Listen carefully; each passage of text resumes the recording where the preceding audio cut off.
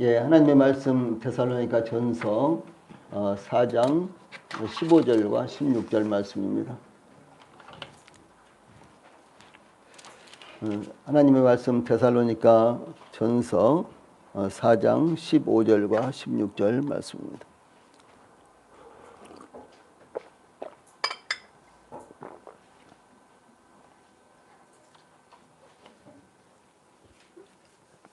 네, 제가 먼저 봉독을 해드리겠습니다. 하나님 말씀 데살로니가 전서 4장 15절과 16절 말씀입니다.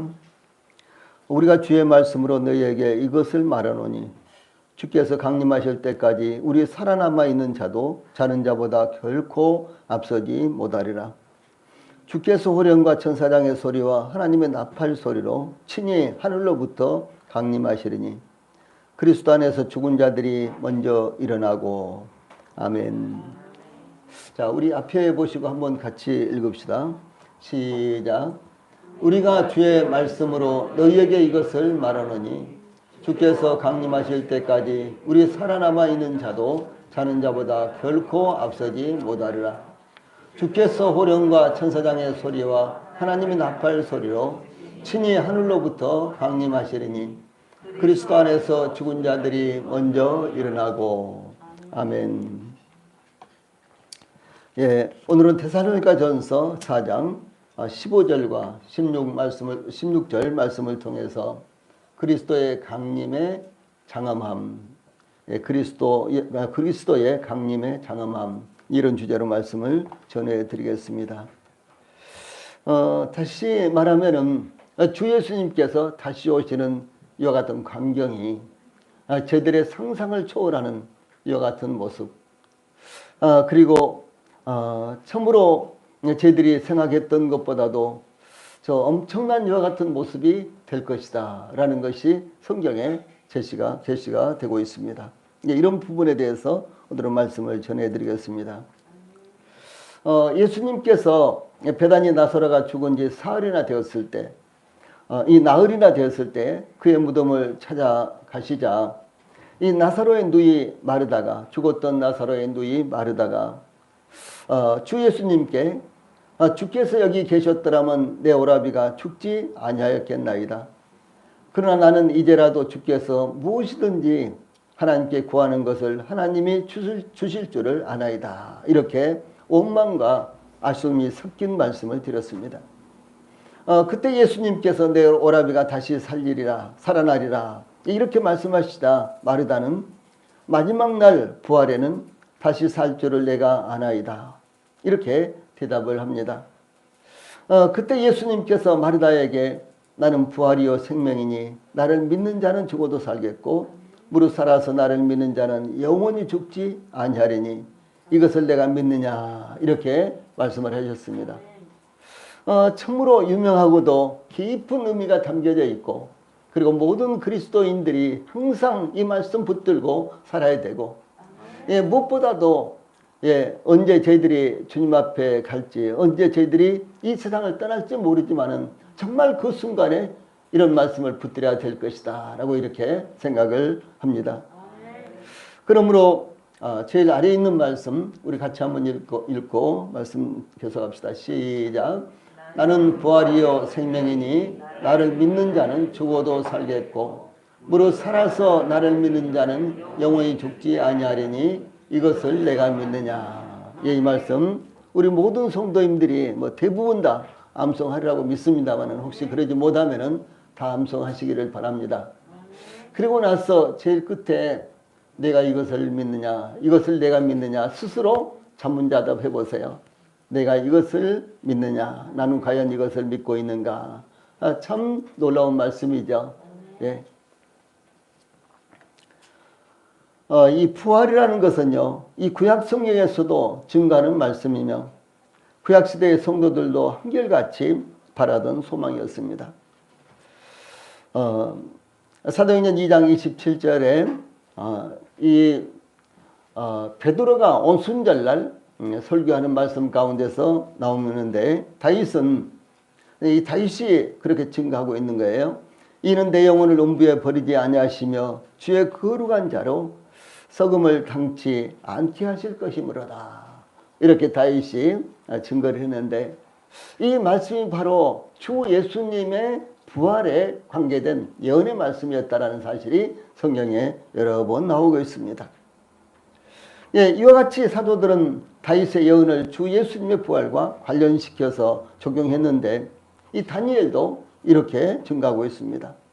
다니엘서 12장 2절에 보면 땅의 티끌 가운데서 자는 자 중에서 많은 사람이 깨어나 영생을 받을 자도 있겠고 수치를 당하여서 영원히 부끄러움을 당할 자도 있을 것이며 이렇게요. 의로운 자와 불의한 자의 부활을 함께 증거했습니다. 그래서 이제 주 예수님께서 다시 오시게 되면 그 사람이 예수님을 믿었든지 믿지 않았든지 이 의로운 자든지 불의한 자든지 간에 모든 사람들이 부활하게 되는 것입니다. 그런데 부활을 해서요. 부활을 해서 의로운 사람들은 영생을 얻게 되고 그리고 불의한 사람들은 영원히 부끄러움을 당하게 된다라고 하는 것이 이제 구약시대 때부터 그렇게 전해 내려져 온 하나님의 말씀이었고 주 예수님께서도 공생의 3년 동안에 걸쳐서요. 이 말씀을 수도 없이 반복해서 증거하셨습니다. 그렇다면 몸의 부활은 어떻게 일어날까요? 제일 먼저 우리는 15절 말씀을 통해서 살아남아 있는 자와 자는 자. 그러니까 주 예수님께서 다시 오실 때 저희들처럼 현재 이렇게 살아있는 자들 그리고 이미 주 예수님을 믿었지만은 자는 자들 죽은 성도들은 어떻게 될 것인가 라고 하는 이와 같은 문제가 되는 것입니다. 사도 바울은 우리가 주의 말씀으로 너에게 이것을 말하노니 라고 이 부활의 교리의 중요성을 먼저 강조했는데 그러므로 사도 바울의 증거하는 말씀은 이 사도 바울의 연구의 결과물이거나 누군가에게서 들었던 이야기가 아니라 주의 말씀으로 그랬죠 여기요. 주의 말씀으로 우리가 주의 말씀으로 이렇게 말씀하고 있죠. 그래서 주의 말씀으로 즉 하나님의 말씀으로 진술한다는 것을 먼저 제시했습니다. 그러므로 사도 바울이 증거하는 말씀은 진리의 말씀으로서 반드시 이루어질 말씀으로서 하나님께서 말씀하신 것 하나님께서 증거하신 말씀이다라고 하는 사실입니다. 그러므로 부활이라든가 주 예수님께서 다시 오시는 이와 같은 재림의 문제는 사람들이 공교하게 만들어낸 어떤 이와 같은 사상이라든가 그런 것이 아니라 하나님께서 직접 말씀하신 이와 같은 말씀이다라고 하는 사실입니다. 우리는 지난 시간에 이 사후의 세계에 대해서 상고하면서 성경은 성도들의 육체적인 죽음을 잠자는 것으로 묘사하고 있다라고 하는 것을 살펴보았습니다. 이 잠잔다 이렇게 표현하는 것은요 언젠가 또 다시 일어난다 그런 말이죠. 저녁에 곤히 잠을 자다가요 아침이 되면 일어나지 않습니까? 저는 저녁에 1시에 이제 자야 되겠다 이렇게 생각을 했는데 의자에서 절았어요. 책상 앞에 의자에서요. 그러다가 깜박 잠이 깼는데 보니까 2시예요. 1시간을 책상에서 자는 거예요. 책상 앞에 의자에서요. 그래서 이제 부랴부랴 이제 잠자리에 들어가서 잤는데, 아주 아침까지 그 어느 때보다도 아주 그야말로 곤하게, 아주 이렇게 잠을 잘 잤습니다. 그 전날 저녁에는 내가 잠을 잤는지, 잠을 안 잤는지, 정말 이렇게 잠을 자도, 그야말로 해롱해롱하고 잠을 안 자도 깨어있어도 그러고요. 그리고 일어나니까 아침에 참 피곤하더라고요. 근데 어쩌니 저는 그렇게 아주 이 숙면을 하면은 조금만 자도 얼마나 몸이 가볍고 이렇게 좋습니까? 그런데 이렇게 자면은 반드시 일어나게 되잖아요. 중간에 깨게 되죠. 그래서 이 성도들의 죽음을 잠잔다. 이렇게 성경은 표현하고 있다라고 하는 사실이죠.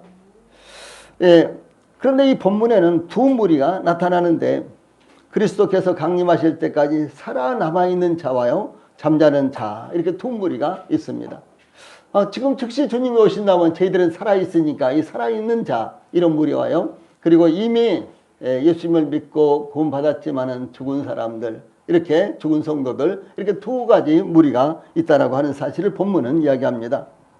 예, 그러므로 본문에서 살아남아 있는 자는 주 예수님께서 다시 오실 때까지 육체적으로 죽지 않고 살아있는 성도들을 가리키며 자는 자, 잠자는 자는 육체적으로 죽은 성도들을 의미하는데, 예, 14절, 우리가 이제 15절, 16절 오늘 읽었죠. 근데 14절에는 예수 안에서 자는 자들이라고 이렇게 증가하고 있습니다. 예수 안에서 자는 자들. 또한 사도 바울은 보라 내게 비밀을, 보라 내가 너희에게 비밀을 말하노니 우리가 다 잠잘 것이 아니요 마지막 나팔에 순식간에 호련히 다 변화되리니 나팔 소리가 나며 죽은 자들이 썩지 아니할 것으로 다시 살아나고 우리도 변화되리라, 이렇게 증가하고 있습니다. 고린도전서 15장 51절과 52절 말씀입니다. 그래서 이미 육체적으로 죽은 성도들은 마지막 나팔 소리에 호련히 이제 이거 참 잘 잤다 하고 일어나는 것처럼요, 그렇게 육체적인 부활이 있고, 그리고 아직 이제 육체적인 죽음을 이제 당하지 않는 이 살아있는 성도들은요, 그 몸이 변화가 될 것이다 라고 이렇게 증가하고 있습니다. 이 15절 말씀에서 주께서 강림하실 때까지 우리 살아남아 있는 자, 이런 말씀이 나오는데, 이것은 그리스도의 재림 때까지 살아남아 있을 그리스도인들을 의미하는 것입니다.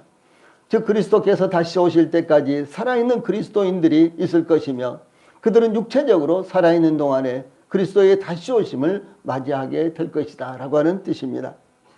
예, 또한 주께서 강림하실 때까지 우리 살아남아 있는 자에서요, 사도 바울은 여기 우리라는 말을 썼죠. 우리.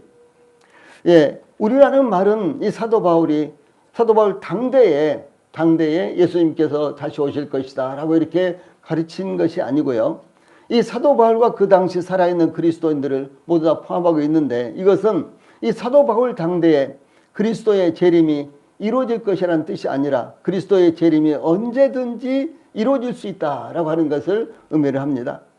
이 초대교회 성도들, 특히 많은 박해를 당하고 있었던 성도들은 그리스도의 재림을 누구보다도 더 간절한 마음으로 기다렸습니다.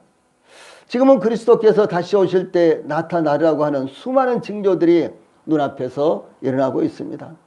자연환경 가운데서도 일어나고 있고요, 사람들 사는 가운데서도 일어나고 있고, 또 우주와 이와 같은 천체에서도 주 예수님께서 다시 오실 때 이러이러한 일이 나타날 것이다 라고 이렇게 말씀하셨는데요, 그와 같은 징조들이 이렇게 다양하게 나타나고 있습니다. 이와 같은 모습을 보면서 주 예수님께서 다시 오실 때가 더욱 임박했다라고 하는 것을 저희들은 느끼게 되는 것입니다. 즉 우리 성도들이 살아있는 동안 그리스도께서 다시 오실 수도 있다. 물론 그렇지 않을 수도 있지만요, 다시 오실 수도 있다라는 것을 말씀합니다.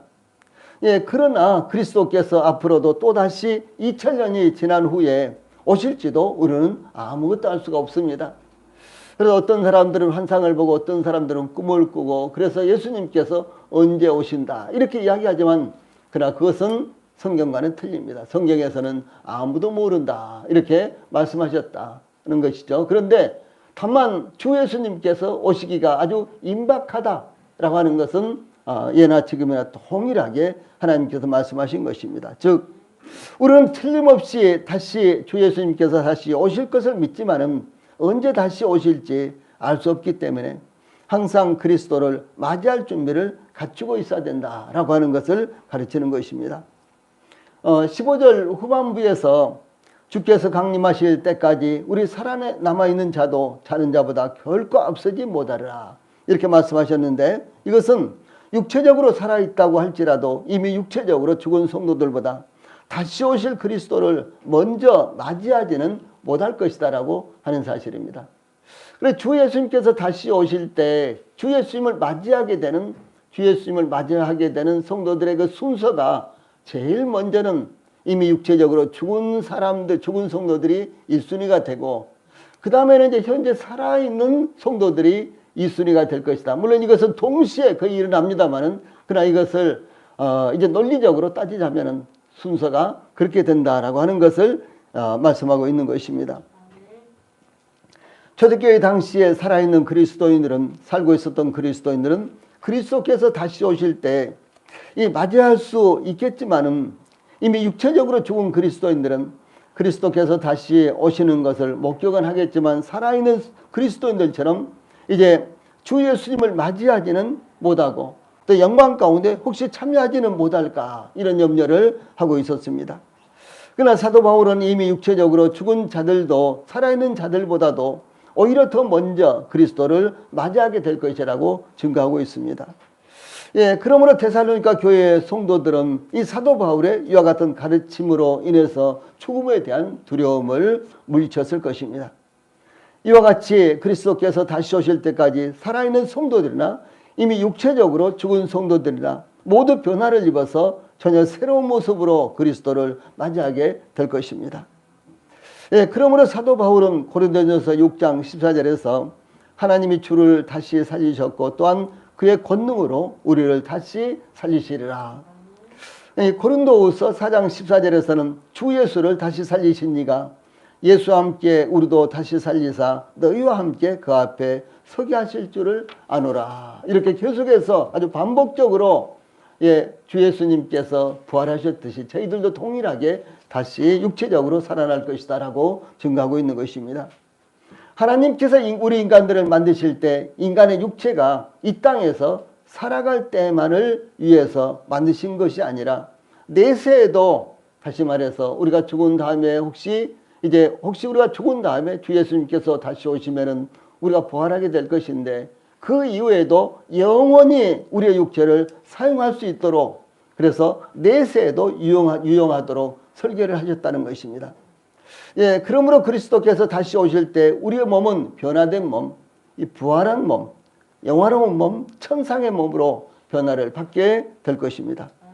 그러므로 성도들이 육체적으로 죽든지 살아있든지 하나님 앞에서 살아갈 수 있도록 예비를 하신 것입니다. 다음에 16절에서는 이 주 예수님께서 다시 오실 때 세 가지의 아주 뚜렷한 큰 소리가 날 것이다 라고 이렇게 말씀하고 있는데 강림의 세 가지 소리입니다. 예, 그리스도께서 다시 오실 때 세 가지 소리를 동반한다라고 이렇게 증거하고 있는데 그 세 가지 소리는 호령과 천사장의 소리와 하나님의 나팔 소리 이렇게 세 가지입니다. 그런데 먼저 주께서 친히 하늘로부터 강림하시리니 이와 같은 말씀인데 이 말씀은 주 예수님께서 주께서 친히 이 말씀은요 그리스도께서 직접 오신다라고 하는 것을 강조하는 것입니다. 주 예수님께서 승천하실 때 천사들이 갈릴리 사람들아 어찌하여 서서 하늘을 쳐다보느냐 너희 가운데서 하늘로 올려주신 이 예수는 하늘로 가심을 본 그대로 오시리라. 사도행전 1장 11절 말씀이죠. 이렇게 증거했습니다. 주 예수님께서 하늘로 올려주신 것처럼 하늘로부터 주 예수님께서 그대로 다시 오신다라고 하는 것입니다. 승천하신 분이 주 예수님이십니다. 제자들에게 가르치셨던 주 예수님께서 하늘로 올려주셨습니다. 예, 이와 같이 다시 오실 분도 주 예수님이심으로 천사들을 보내신다거나 혹은 또 어떤 이단 종파의 교주를 보내시는 것이 아니라 주 예수님께서 직접 다시 오신다는 것이죠. 이 수도 없이 많은 사람들이 기독교 역사상 자기가 하늘로부터 왔다라든가 하나님의 보내심을 받았다라든가 재림 예수라든가 혹은 성령이라든가 그런 사람들이요 수도 없이 많았고 지금도 버젓하게 살고 있는 그런 사람들도 있습니다. 당연히 우리 성도들은 그런 사람들에게 미혹되거나 현혹되지 않겠지만은 그러나 교회생활 잘 하던 사람들이요 이제 그런 사람들에게 현혹이 되어서 이제 거짓 교리에 빠지고 그랬는데 최근에 신천지 같은 경우가 그렇습니다. 그래서 신천지 교주가 바로 특별한 권능을 가지고 이제 자기가 성령이다 라는 등등 뭐 자기가 재림주라든가 이런 등등 여러 가지 말을 하는데요. 당연히 그런데 빠지지는 않겠지만은 그러나 분명한 성경에 이와 같은 증거들이 있다라고 하는 사실입니다. 그러므로 주 예수님께서 다시 오시기 전에 하나님께서 보내셨다거나 재림주나 성령이라거나 이런 모든 사람들은 한결같죠. 모두 다 거짓 그리스도들입니다. 예, 그래서 마지막 시대가 되면은 거짓 그리스도들이 여기저기 그야말로 우죽순처럼 일어날 것이라고 성경은 증가하고 있습니다. 70인경, 그러니까 구약 성경을 헬라어로 번역을 했던 성경이요, 70인경이라죠. 이 성경은 주 예수님께서 세상에 오시기 약 250년 내지 300년 전에 저 이집트의 알렉산드리아라는 곳에 사는 유대인들이 헬라어로, 그 당시에 이제 세계 공통어가 헬라어였기 때문에 헬라어로 번역한 성경인데요. 이 성경은요, 이사야서 69장, 63장 9절을 이렇게 번역을 했습니다. 대사나 전령 없이 주께서 친히 그들을 구원하셨다. 이렇게 번역을 했습니다. 무슨 말인 거는 다른 어떤 사람들을 통해서 구원하신 것이 아니고 다른 어떤 사람들이 보내진 것이 아니라 주 예수님께서 친히 강림하셔서 구원하실 것이다 라고 하는 이와 같은 의미의 말씀입니다. 그러므로 주 예수님께서 요한복음 14장 2절과 4절에서요, 내가 너희를 위하여 거처를 예비하러 가노니 가서 너희를 위하여 거처를 예비하면 내가 다시 와서 너희를 내게로 영접하여 나 있는 곳에 너희도 있게 하리라, 이렇게 약속을 하셨습니다. 여기 보면 내가 제일 먼저요. 2절에요. 내가 너희를 위하여 거처를 예비하러 가노니, 가운데 수식어를 빼면요, 내가 가노니, 내가 누굽니까? 예수님이죠. 내가 가노니 이렇게 말씀하시고요. 그 다음에 이 3절 중반부에 보면 내가 다시 와서 그랬죠. 내가 다시 와서, 주 예수님께서 이제 승천하셨습니다. 그런데 그 예수님께서 다시 와서 이렇게 말씀을 하시는 것입니다.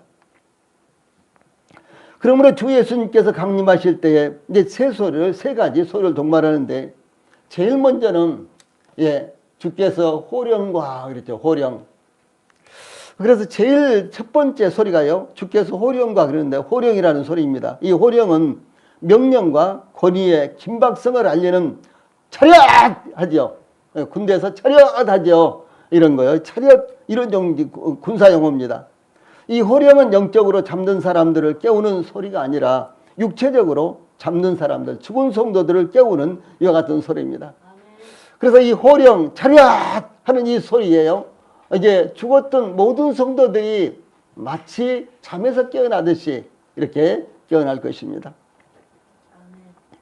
아마 우리 성도들 가운데는 좀 늦잠이 있으셔서 새벽에 깨워도 아니 아침에 깨워도 5분만 더 이렇게 하다가 뭐 출근 시간 늦어버린다거나 혹은 학교에 늦는다거나 그런 분들이 있을지도 모르겠습니다. 그래서 이 한 번, 두 번 깨워서는 안 되고, 그래서 막 이불을 마구 젖혀버린다거나 뭐 간지럼을 시킨다거나 뭐 이래야지만 아침에 일어나는 이런 분들도 아마 혹시 있을지도 모르겠습니다. 그런데 이제 제가 자랄 때요, 이제 저는 새벽잠이 없었어요. 그래서 새벽에 우리 가족들 가운데도요, 제가 아주 어렸을 때 초등학교 들어가기 전부터 제일 먼저 일어났습니다. 그런데 이제 우리 형님은 아주 새벽잠이 아주 깊이 드셨어요. 저녁에 늦게 주무시고 아침 늦게까지 이렇게 주무셨는데, 시골에서 아침 늦게까지 자면 안 되잖아요. 그러면 저희 아버지가 야! 이렇게 하면은, 소리를 지르면은 형님 팍 일어나가지고 밖으로 이렇게 나오세요. 그런 모습을 제가 여러 번 봤거든요. 마치 이제 그런 소리에 여기 호령이라는 것이요. 그래서 이제 군대에서 이렇게 이제 정리를 한다며요. 처음에 이제 편히 쉬어 이렇게 합니다. 그래서 긴장하지 말고 쉬어라 이렇게 이제 하는데, 그 다음에 또 이제 무슨 일이 있으면 차렷 그렇지 않습니까? 그러면 딱 차려서 정신을 바짝 차리고 주목을 하죠. 마치 이것이 여기 호령이란 말이죠. 그래서 이 갑자기 대열로 돌아가라는 이와 같은 명령입니다.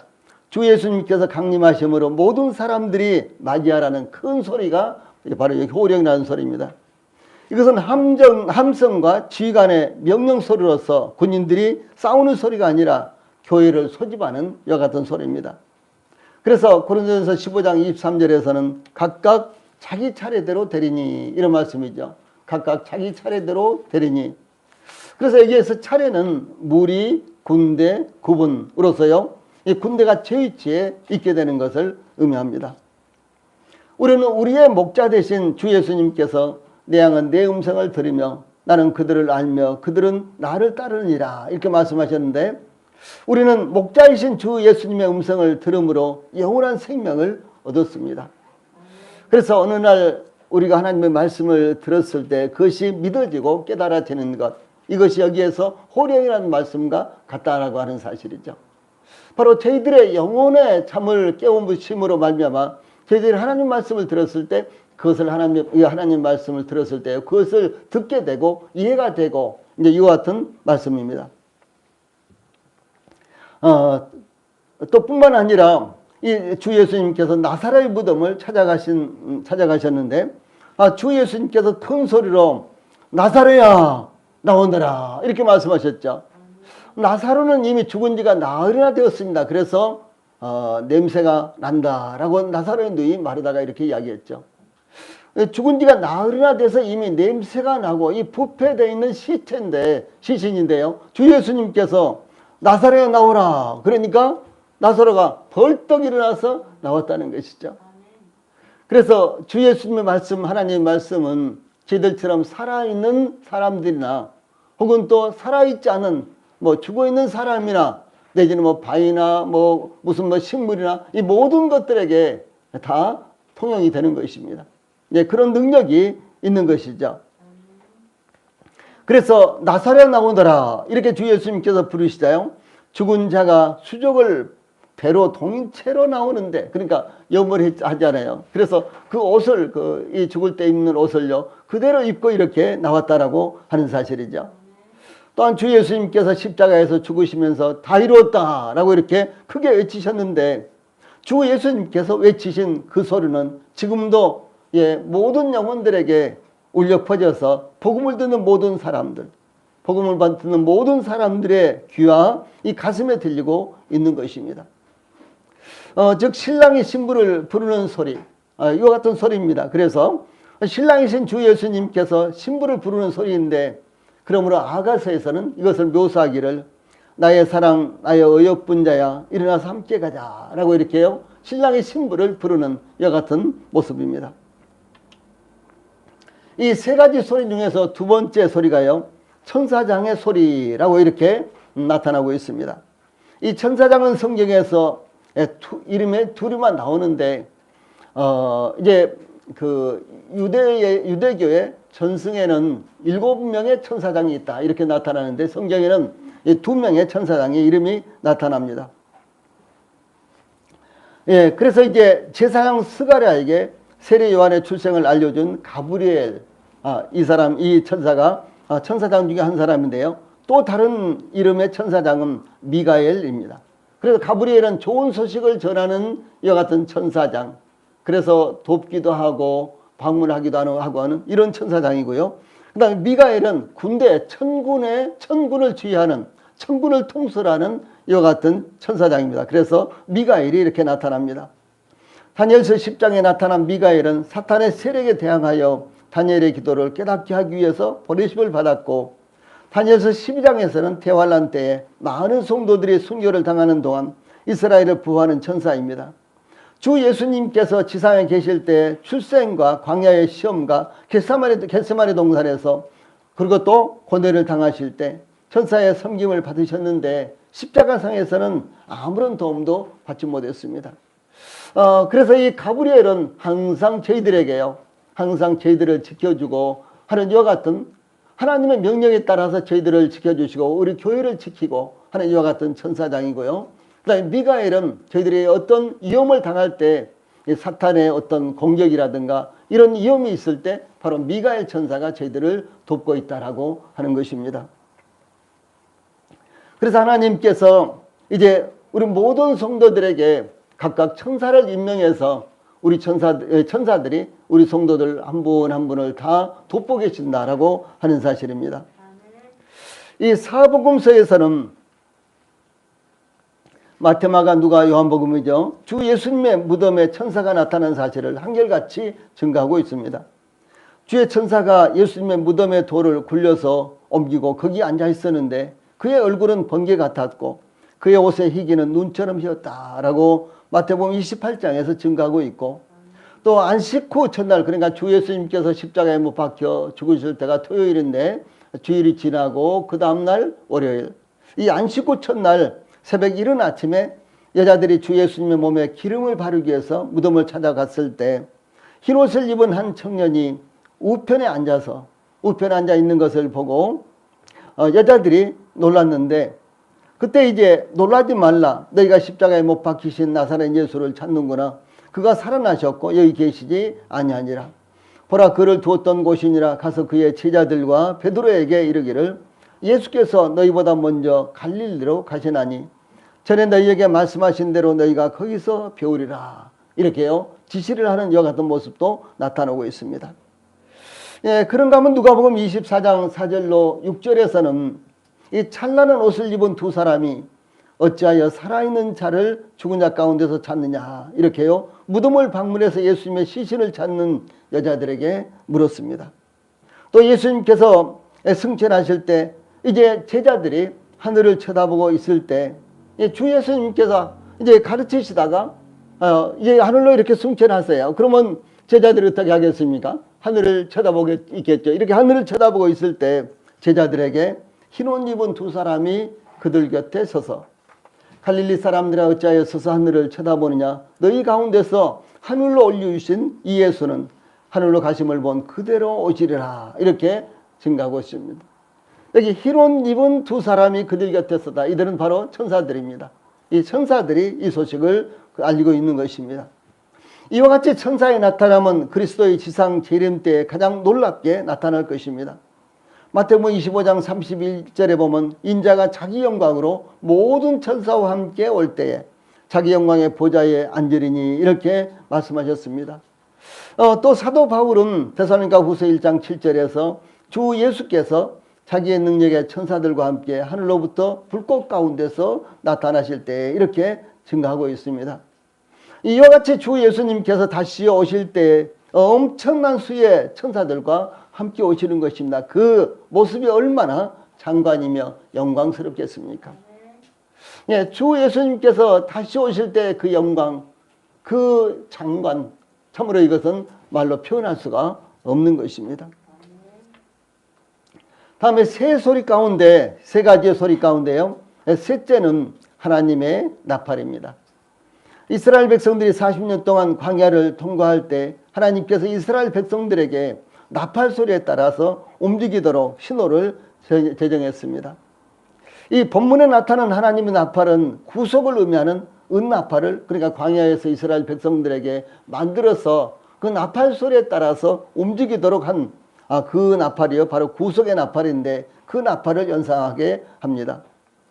그 나팔은 속전인 은 반세겔로 만들었는데 그 나팔은 백성들을 모을 때, 광야의 행진을 시작할 때와 멈출 때, 그리고 전쟁이 일어날 때, 제물을 드릴 때, 희락의 날에 절기를 알리기 위해서 사용됐습니다.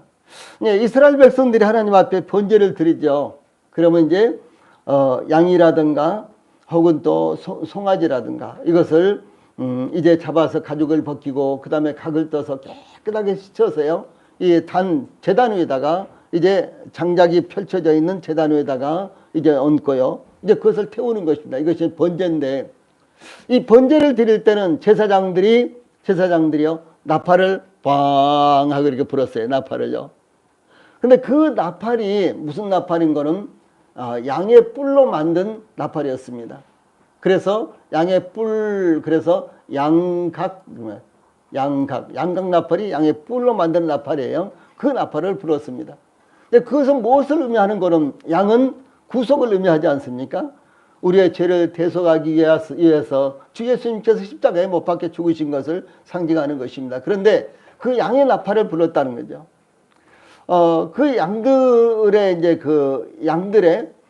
이 뿔을 보니까요, 이렇게 이 염소뿔처럼 여기서 이렇게 난 뿔도 있고요.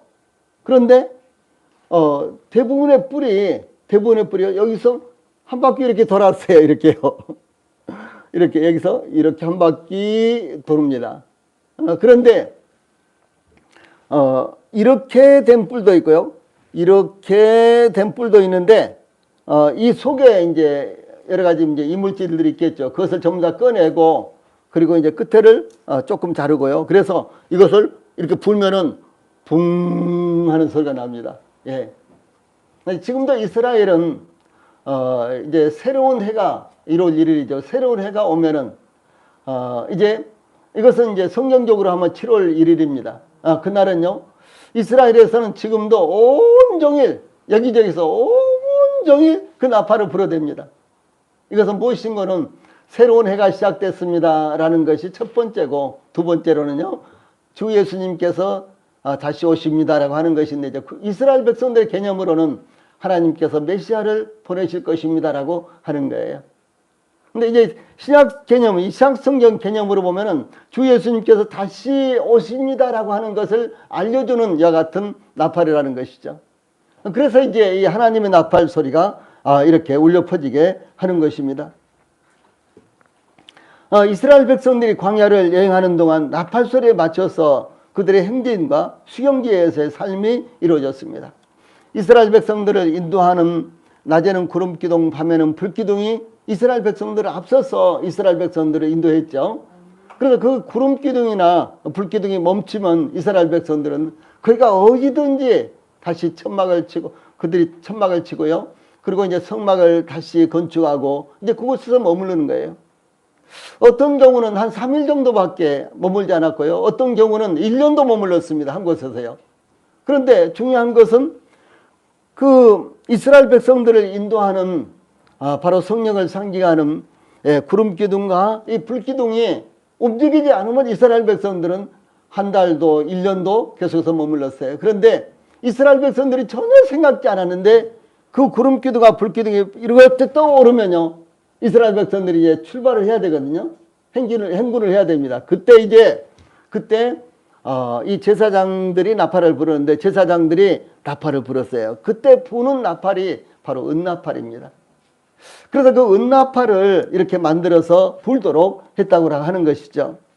그래서 이스라엘 백성들은 하나님께서 약속하신 약속의 땅으로 행진을 하고 있었습니다. 이것은 하나님께서 예비하신 영원한 시간과 그리스도와 함께 영원히 거하는 것을 알리는, 그리스도의 강림과 부활을 알리는 나팔의 상징적인 것이라는 것이죠.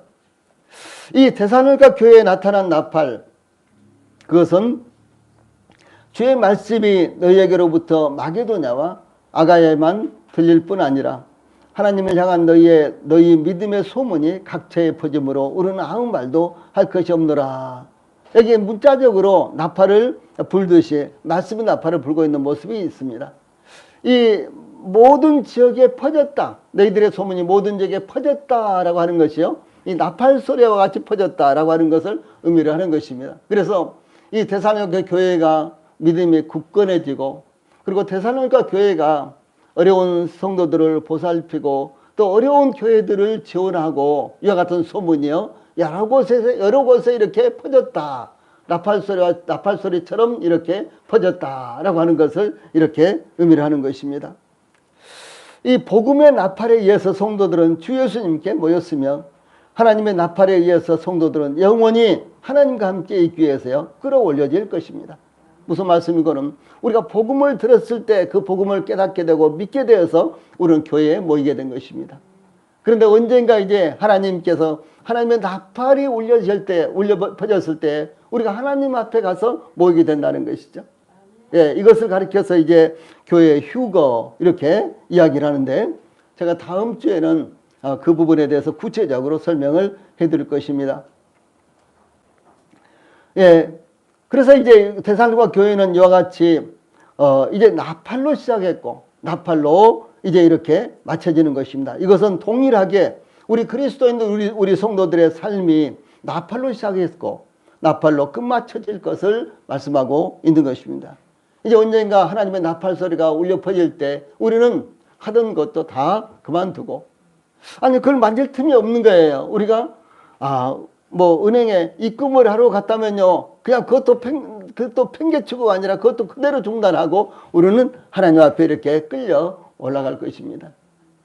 그러므로 나팔로 우리가 이제 이 나팔 소리, 복음의 나팔 소리를 듣고 우리가 주 예수님을 믿음으로 말미암아 우리의 신앙 생활이 시작됐는가 하면은 언젠가 하나님의 나팔 소리가 들렸을 때 우리는 이제 영원히 하나님 앞에 가서 하나님 앞에 모여서 하나님 앞에서 살 수 있도록 이렇게 하나님께서 예배하고 있는 것입니다.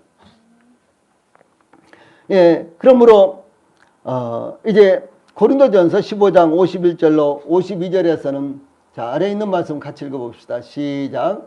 보라, 내가 너희에게 비밀을 말하노니 우리가 다 잠잘 것이 아니요 마지막 나팔에 순식간에 호련히 다 변화되리니 나팔 소리가 나매 죽은 자들이 썩지 아니할 것으로 다시 살아나고 우리도 변화되리라. 조금 전에도 말씀드렸죠.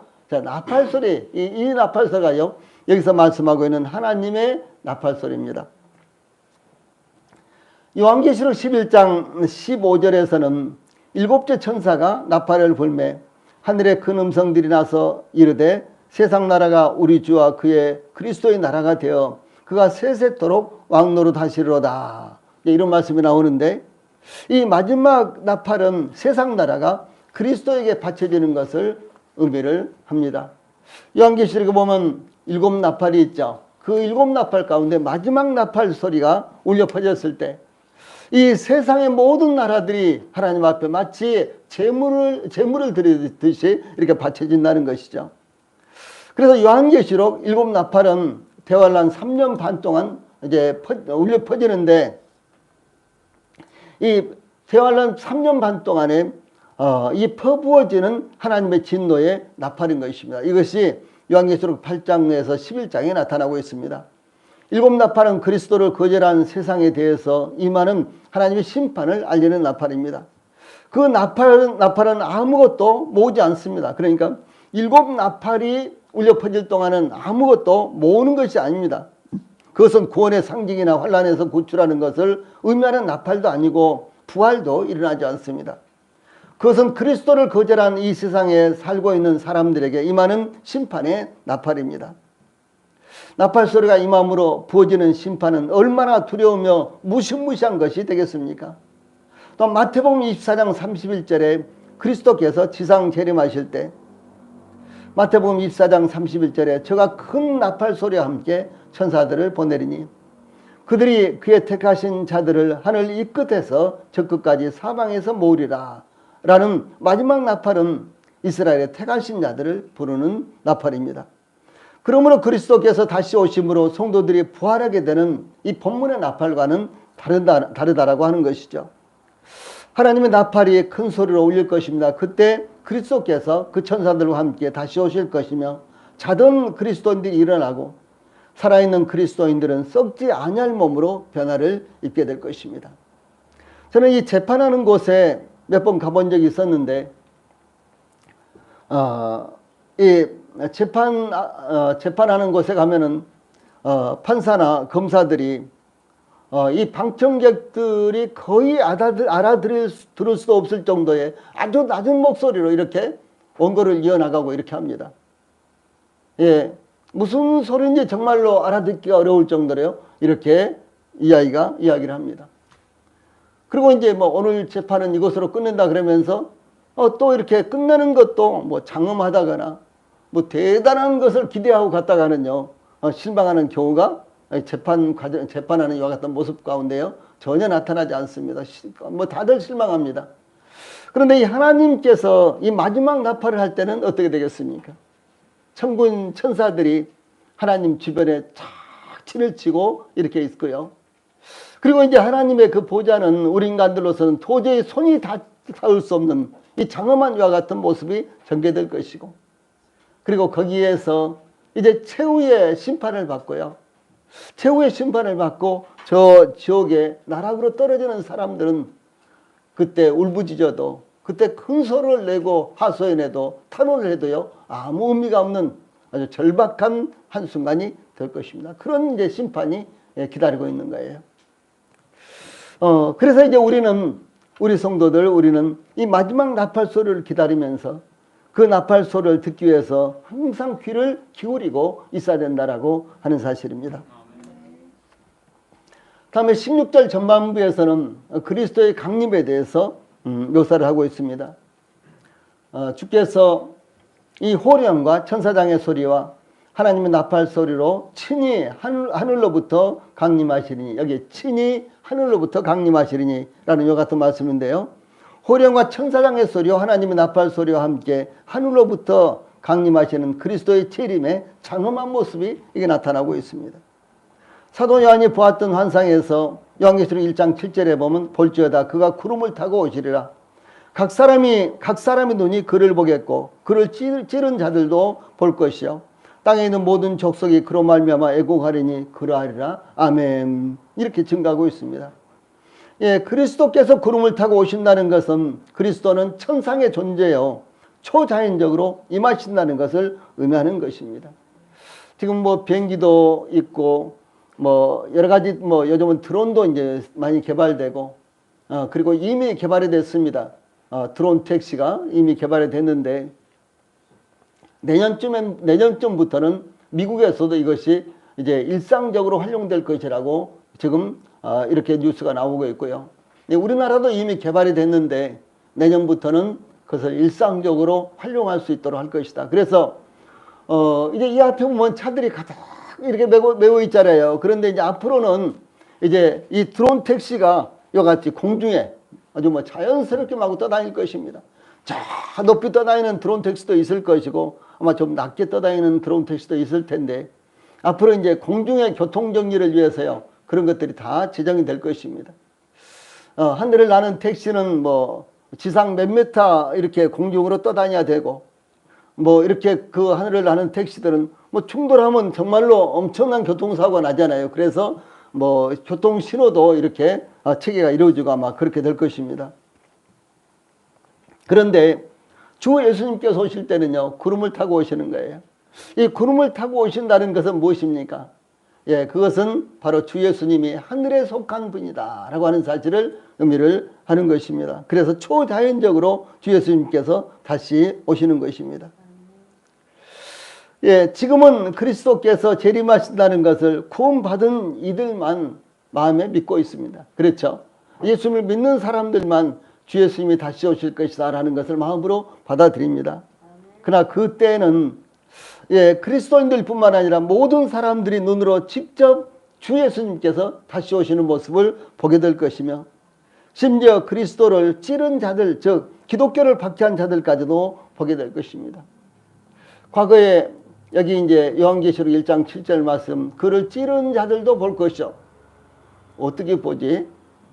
예수님께서 우리나라로 오시면은 우리나라 반대편, 제가 지도를 보니까 지구본을 딱 이렇게 보니까 우리나라 반대편이 브라질이더라고요. 브라질 사람들은 못 볼 텐데 어떻게 보지?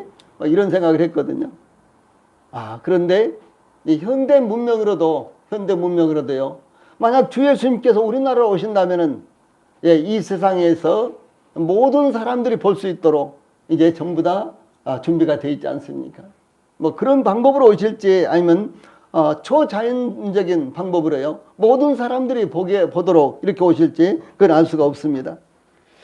그런데 이 그리스도의 재림은 지구촌 어떤 곳에서 이루어지는 것이 아니라 이 말씀은요. 그리스도께서 다시 오시는 것이 지구촌 어떤 곳의 한 구석에서 이렇게 일어나는 일이 아니라 어디서든지 볼 수 있도록 공개적으로 강림하신다라고 하는 사실입니다. 사도 요한은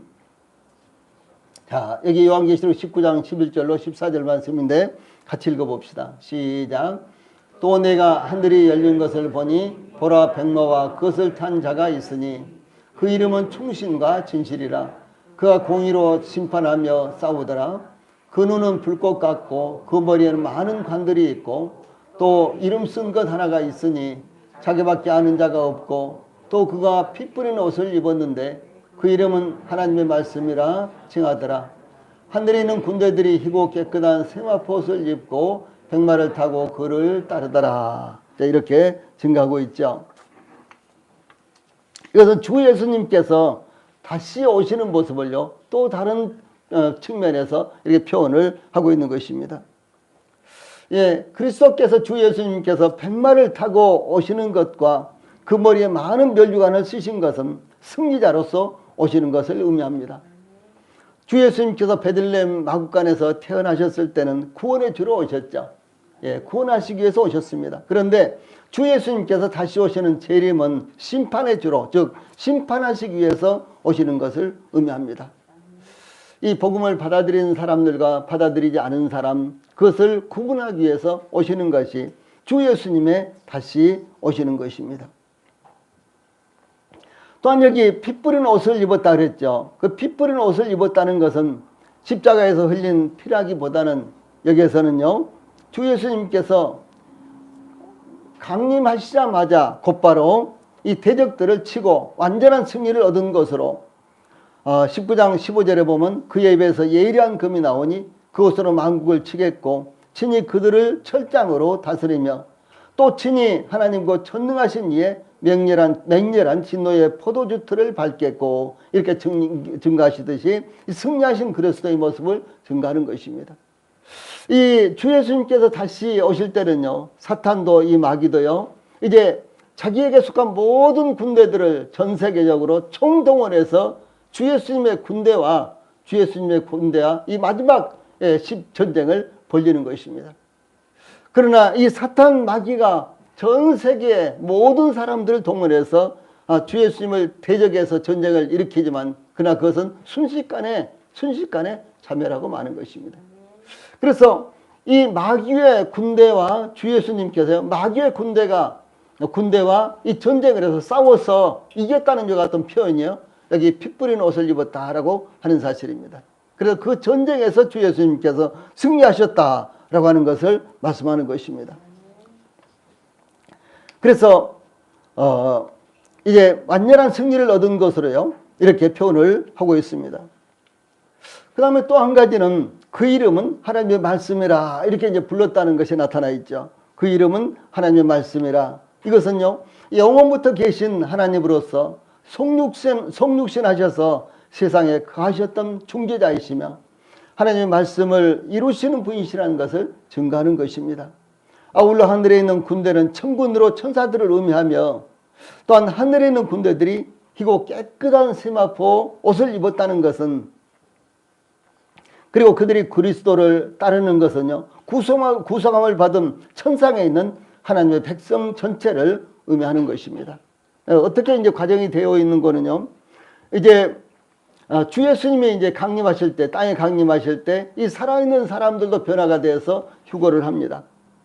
그 다음에 그리고 또 이미 예수님을 믿고 구원받은 성도들이 이제 육체적으로 죽었으나 그들도 모두 다 부활을 해서 이제 하늘로 올라갈 것입니다.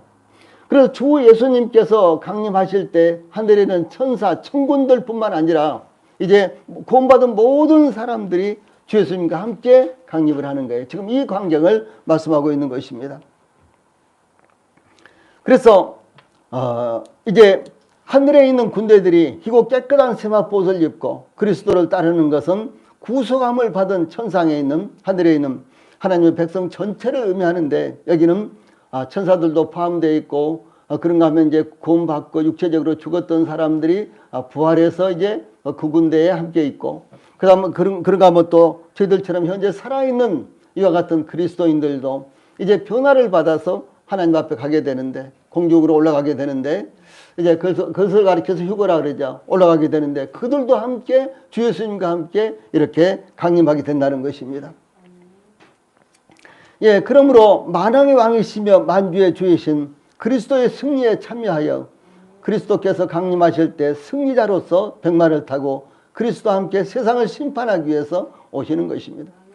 그래서 주 예수님께서 다시 오실 때는요, 백마를 타고 오세요. 백마는요, 거룩한 것을 의미하기도 하고, 그런가 하면 승리를 의미하기도 합니다. 그래서 이 승리의 주로서, 이 승리자로서 주 예수님께서 다시 오시는데, 주 예수님과 함께 다시 오실 천군과 그리고 성도들은 어떠냐? 그들도 모두 다 백마를 타고 온다고 하는 사실이죠. 예, 우리 성도님들 이와 같은 소망을 가지십시오. 주 예수님과 함께 저희들이 이 땅에 심판하기 위해서 이 땅에 올 때, 그때는 저희들도 주 예수님처럼 백마를 타고 오게 되는 것입니다. 그리고 저희들이 이 땅에 다시 올 때는 바로 승리자로서 오게 되는 것입니다. 그래서 백마를 타고 그리스도와 함께 세상을 심판하기 위해서 온다라고 하는 사실을 이렇게 묘사하고 있습니다. 이와 같이 그리스도의 다시 오심은 모든 그리스도인들에게 한결같은 소망입니다. 그래서 초대교회 때는 항상 주 예수님께서 임하신다, 마라나타, 이런 이것 인사였어요. 초대교회는요. 그리고 주 예수님께서 곧 오십니다. 이것이 성도들 사이에 인사가 되었습니다. 그래서 저희들도 동일하게 이제 마지막 징조들이 여기저기서 많이 나타나고 있습니다. 그러므로 주 예수님께서 오실 날이 임박했다는 것은 모든 성경학자들이 공통적으로 보는 견해입니다. 그러므로 우리 성도들도 그리스도께서 다시 오심을 사모하고 그리고 주의 일에 더욱 힘쓰는 우리 성도들이 되시기를 바랍니다. 찬송 부릅시다.